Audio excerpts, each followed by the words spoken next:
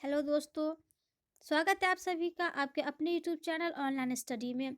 आज मैं लाई हूँ आप लोगों के लिए एक नया प्रैक्टिस सेट जो आपके आने वाले railway, RRB, NTPC, group D एवं सभी अन्य प्रतियोगी परीक्षाओं के लिए उपयोगी प्रैक्टिस सेट है। आप किसी भी प्रतियोगी परीक्षा की तैयारी करते हैं हमारे चैनल से जुड़ सकते हैं। जुड़ने के लिए सबसे पहले चैनल को सब्सक्राइब कर ले और साथ में बेल आइकन को ऑन कर ले, जिससे हमारे चैनल पे आने वाले आगे के सभी वीडियो का नोटिफिकेशन आपको समय से और सबसे पहले मिल पाए। तो चलिए हम देखते हैं इस प्रैक्टिस सेट के कुछ महत्वपूर्ण प्रश्नों को। ये रहा हमारा पहला प्रश्न। भगवान बुद्ध की मृत्यु किस स्थान पर हुई थी? भगवान बुद्ध की मृत्यु किस स्थान पर हुई थी? तो इसका सही आंसर है कुशीनगर में। भगवान बुद्ध की मृत्यु हुई थी कुशीनगर स्थान पर। ऑप्शन ए हो जाएगा हमारा राइट आंसर।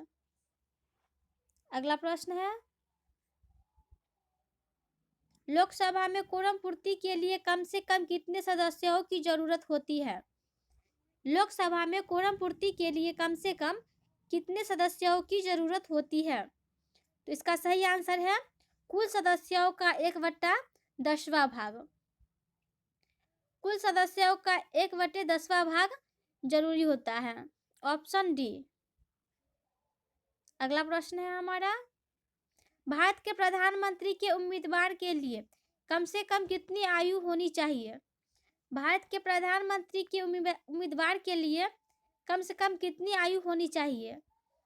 तो इसका सही आंसर है ऑप्शन ए 25 वर्ष।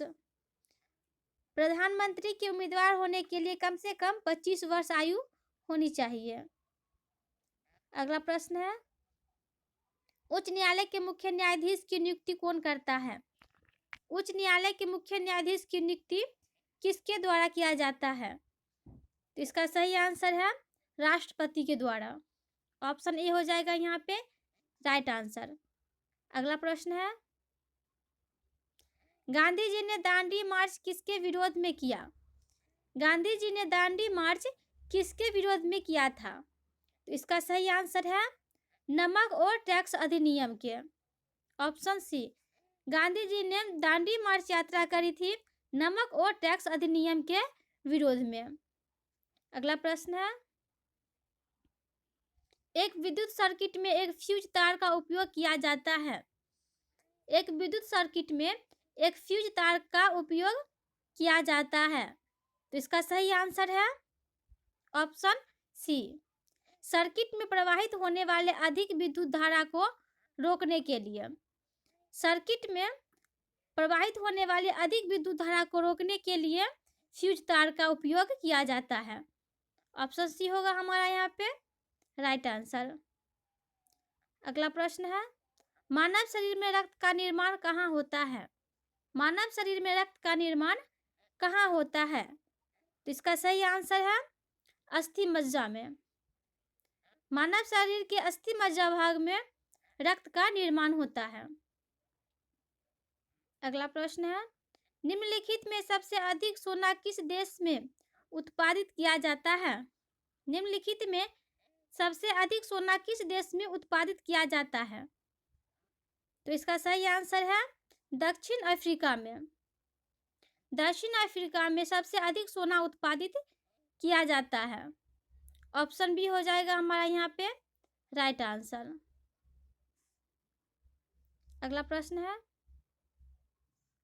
निम्नलिखित में से कौन काकोरी संयंत्र से संबंधित है? निम्नलिखित में से कौन काकोरी संयंत्र से संबंधित है? तो इसका सही आंसर है ऑप्शन बी अशफाक उल्लाह खान। काकोरी संयंत्र से संबंधित व्यक्ति है अशफाक उल्लाह खान। Option B. अगला प्रश्न है, पेसमेकर का संबंध है। पेसमेकर का संबंध है। इसका सही आंसर है दिल से।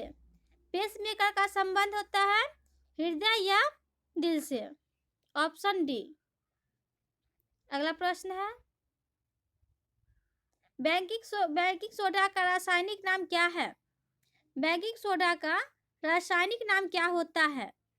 तो इसका सही आंसर है सोडियम बाइकार्बोनेट। बेकिंग सोडा का रासायनिक नाम होता है सोडियम बाइकार्बोनेट। Option B. अगला प्रश्न है हमारा, वायुमंडल के किस भाग में ओजोन की मात्रा सबसे अधिक पाई जाती है? वायुमंडल के किस भाग में ओजोन की मात्रा सबसे अधिक पाई जाती है? तो इसका सही आंसर है स्ट्रेटोस्फेयर। Option C. वायुमंडल के स्ट्रेटोस्फेयर में ओजोन की मात्रा सबसे अधिक पाई जाती है। ऑप्शन सी होगा राइट आंसर। अगला प्रश्न है, बेकरी में ब्रेड बनाने के लिए किसका उपयोग किया जाता है? बेकरी में ब्रेड बनाने के लिए किसका उपयोग किया जाता है? इसका सही आंसर है ईस्ट का। ऑप्शन सी हो जाएगा इस प्रश्न के लिए सही आंसर। अगला क्वेश्चन है, निम्नलिखित में किसका सती प्रथा के उन्मूलन में मुख्य योगदान है? निम्नलिखित में किसका सती प्रथा के उन्मूलन में मुख्य योगदान है?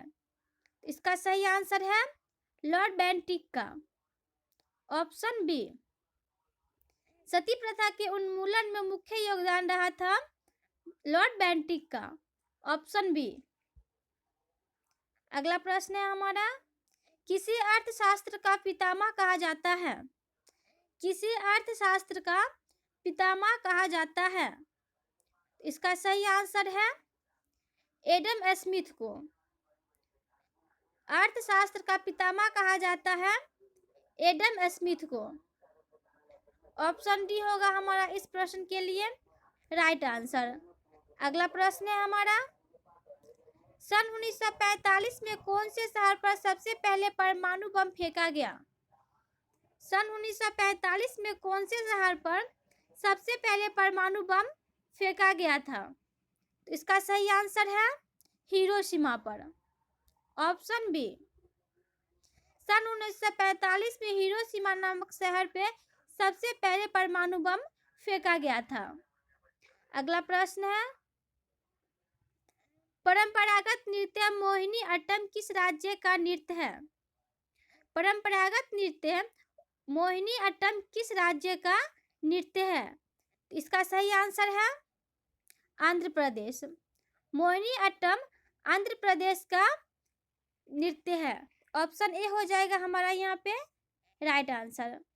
अगला प्रश्न है, टेलीफोन लाइन से होकर कौन सी ऊर्जा गमन करती है? टेलीफोन लाइन से होकर कौन सी ऊर्जा गमन करती है? तो इसका सही आंसर है इलेक्ट्रिकल ऊर्जा। Option D. टेलीफोन लाइन से होकर गमन करने वाली ऊर्जा है इलेक्ट्रिकल ऊर्जा। Option D. अगला प्रश्न है हमारा, हर्षवर्धन के समय कौन सा चीनी यात्री भारत में आया था? हर्षवर्धन के समय में कौन सा चीनी यात्री भारत में आया था? तो इसका राइट आंसर है ऑप्शन ए हुएनसांग। हर्षवर्धन के शासनकाल में हुएनसांग चीनी यात्री भारत आया था। ऑप्शन ए होगा हमारा राइट आंसर। अगला प्रश्न है, अजंता चित्रकारी से संबंधित है। अजंता चित्रकारी से संबंधित कौन सा काल है? तो इसका सही आंसर है गुप्त के काल। Option D. अजंता चित्रकारी से संबंधित है गुप्त के काल। ऑप्शन डी हो जाएगा हमारा इस प्रश्न के लिए राइट आंसर। तो ये रहा हमारा इस प्रैक्टिस सेट का कुछ महत्वपूर्ण प्रश्न जो आपके आने वाले आरआरबी, एनटीपीसी, ग्रुप डी एवं सभी अन्य प्रतियोगी परीक्षाओं के लिए उपयोगी होगा। चैनल पे जो नए हैं चैनल को सब्सक्राइब जरूर कर ले और साथ में बेल आइकन को ऑन कर ले, जिससे हमारे चैनल पे आगे आने वाले सभी वीडियो का नोटिफिकेशन आपको समय से और सबसे पहले मिल पाए। तो हम मिलते हैं आप लोगों से एक नए प्रैक्टिस सेट के साथ।